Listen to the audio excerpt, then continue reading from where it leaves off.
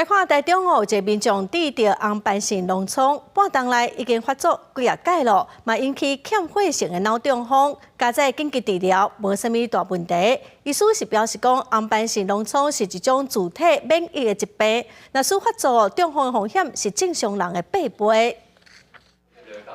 吴小姐中风了后，经过一连串的治疗，身体状况虽然渐渐的恢复，不过记忆力甲活动力拢比之前较歹。伊安那嘛无想到，会因为红斑性脓疮来引发中风。小孩是谁我不认识，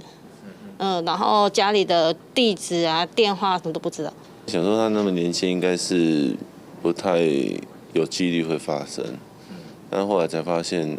跟年龄层也没有太大关系。吴小姐今年43岁，伊为大汉时阵就罹患红斑性脓疮，身躯顶常常出现红斑，骨头甲关节嘛莫名其妙的痛痛，必须长期以药物来控制。不过因为工课真无用，无按照医嘱来继续伫食药啊，随着脓疮的疾病活动度无得到控制，毋那半年以来真侪次严重发作，半年之前还佫引发中风。 医师表示，红斑性脓疮患者的中风几率是正常人的8倍，其中出血性的中风更加是高达22倍。那这些都会造成额外的产生容易发生血管炎跟血栓的机会。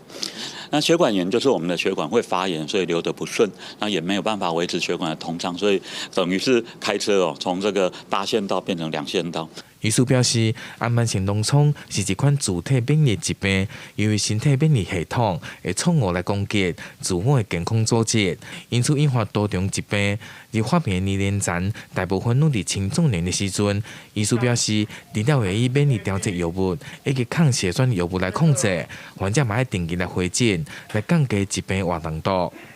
记者台中综合报道。